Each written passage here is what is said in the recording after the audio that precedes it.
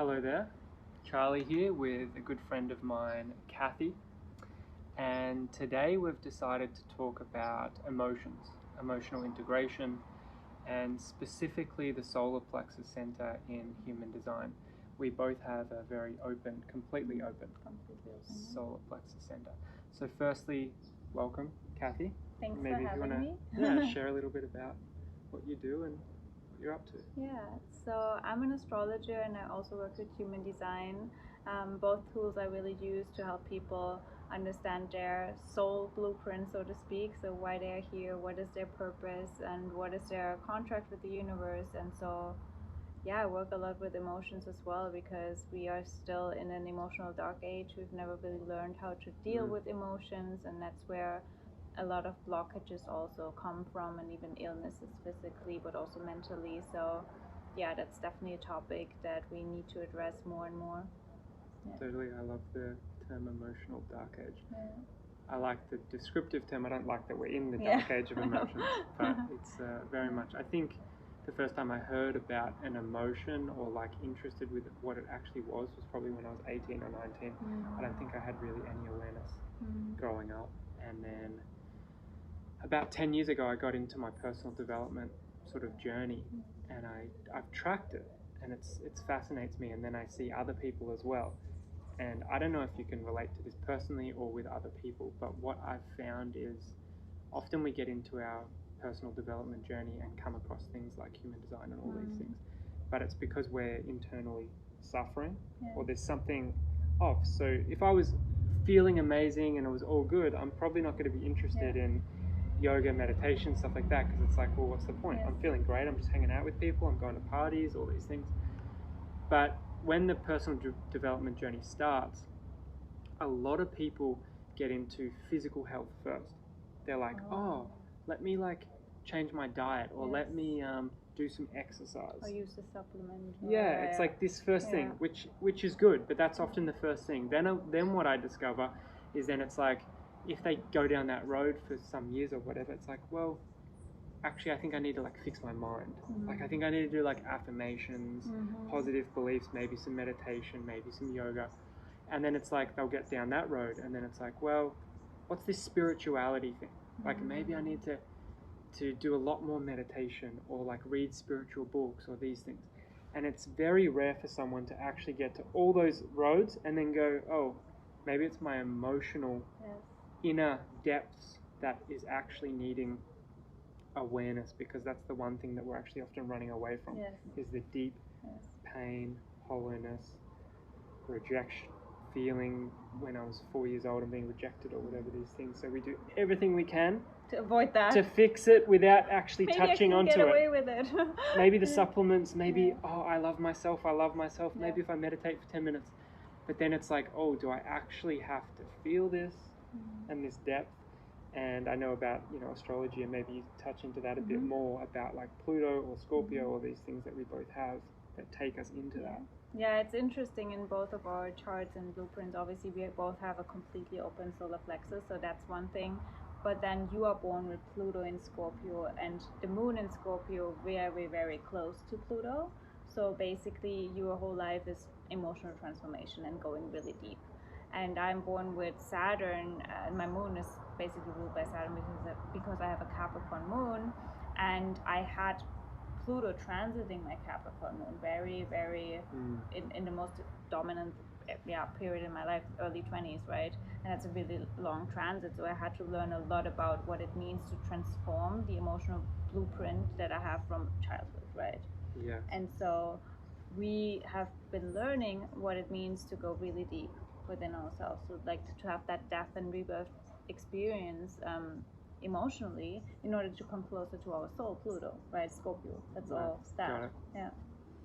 It gets pretty deep. Yeah, it is. Yeah, we can say that.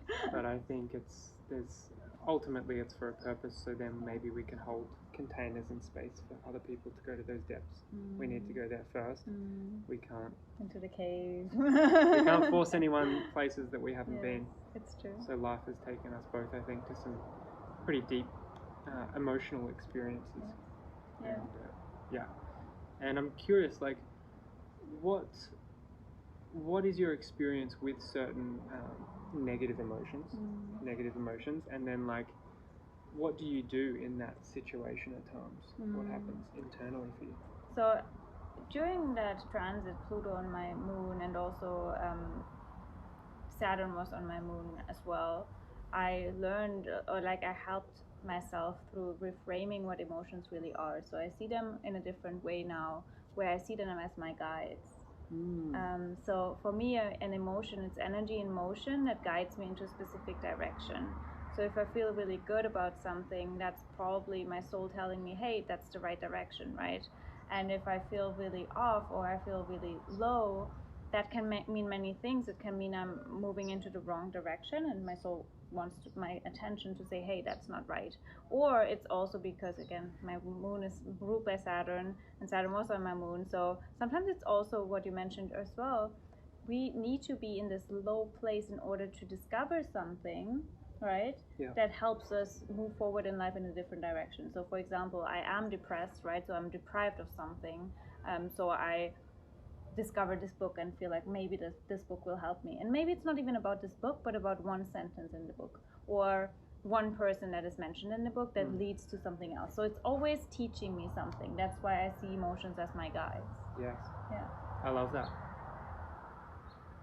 I don't know if I've heard it specifically in that way before, but it makes total sense. Yeah. And that's a beautiful thing. Rather than, I think people often have the opposite experience. It's like an emotion is my devil, or like the opposite. It's like, Saturn. Please no, please no, and they run the other way rather than like actually turn towards it and listen. Like, what are you telling me? It's like, that is the worst thing. I don't want to listen to that. I don't want to listen to that. And then the emotion has to speak louder, and then people try to shove it down more with medication or numbing out or whatever it is. But actually turning towards it, listening. This is the guide. Let me listen. And that's, my experience is somewhat similar in terms of when there's an emotion within me, the first thing I do is turn towards it and truly listen to it and accept it. Because unless I can get to that accepting place, then I'm rejecting it. And if I'm rejecting my emotion, I feel like I'm rejecting the deepest essence of who I am, because it's my unique vibrational energy that's coming up as an emotion.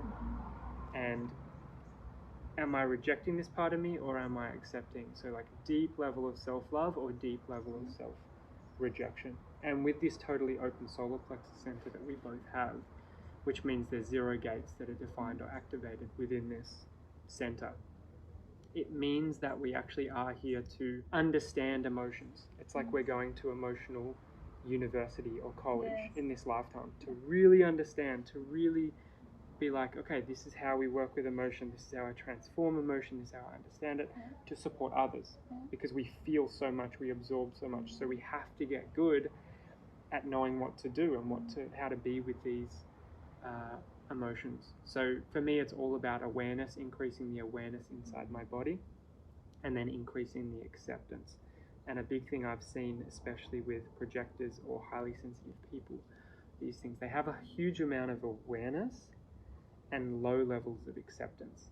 And this is like, I'm so aware of my emotions, I'm so sensitive, and at the same time I hate my emotions, and that causes so much conflict.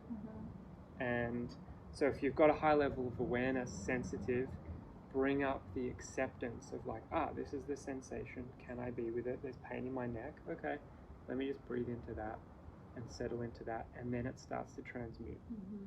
Yeah, I love that. And I feel like, that goes back to what I said earlier, we live in an emotional dark age. So the reason why we react that way when we have an emotion is because that's usually what we experience in childhood, right? Where you cry and then your mom or your dad, and they don't mean any harm, but they just like respond, it's all good, nothing happened.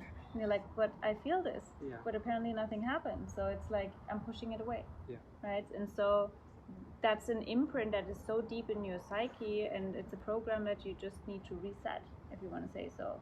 And so that's why you have to go very, very deep within yourself to discover that one moment when you were 3, right, and that happened, and you're completely unaware, right? Takes a lot of awareness. And it takes breaking those subtle nervous system patterns that are just running through, and to almost get under it, because it's just a reaction, it's a response, it's like a machine. It's like, this happens, okay, shut it down, boom, boom, boom, I go into defense, it's not me, whatever the pattern is. But can we catch it? So the shutdown comes in, it's like, oh, I'm shut down. Coming under that, taking a deeper breath, like massaging with the awareness, so we can sort of open into the contraction of the response. And yeah, this response is probably from 3 years old or 4 years old, and it's just the same imprint playing out, and it gets stronger every time. Yeah, and it's interesting. I feel like, a question that I always ask myself is like, how does it make sense in the overall design of you, for example, to have a completely open solar plexus, and then also in context to your splenic authority, and how does that make sense for me in context to my self-projected authority? Because you work a lot with embodiment, and like, how does it feel in the body? How does my body feel? How can I come back to the present moment, right? And I work a lot with like, what does your soul want? Like, bring you back to the soul, which is pretty interesting. Super interesting, and the G center is like direction, love. There's a soul essence to it for sure. Soul direction. Yeah, my main gates are also gate of self-love. I want to lead people towards self-love, but I also have to learn a lot for myself. About self-love. Yes. We can only, what's the saying? You can only teach someone something that you've taught yourself, or that you've got within yourself. So totally, it's a fascinating topic, and we just wanted to open up the conversation and share a little bit about emotions, because it's often the one thing that people are running away from. And even just like, we invite you to spend 5 minutes a day just like lying down and just going like, what am I feeling in this moment? And just touching into that and bringing a little bit more awareness, a little bit more acceptance into your emotional body throughout each and every day, because there's such a beautiful experience. It's your unique vibrational energy that's running through your body. And we want to move towards that, because that's the truth, that's the soul. And again, like really breathing into it, but also again reframing your relationship towards them. I feel like it's a big step. It's a big one. It's not your enemies, because then you would see yourself as the enemy. You always like, see yourself as, oh my gosh, I'm trapped with whatever emotions, and especially when we talk about Saturn return, it will be really dominant. Like these phases of really, really, dark moments, but it's only there to teach you something. So you can only be sure that your soul doesn't want to harm you. It wants to be at the right, or on the right path. So it's guiding. It's guiding. Beautiful. Well, thank you, Kathi. And you've got a beautiful podcast and YouTube channel and all that good stuff. So we'll put the links below, and people can find you there. And blessings on your journey, specifically your emotional journey today. Be gentle with yourself. There's a lot happening in the world, so kindness. Okay. Thank you. See you in the next video. Bye.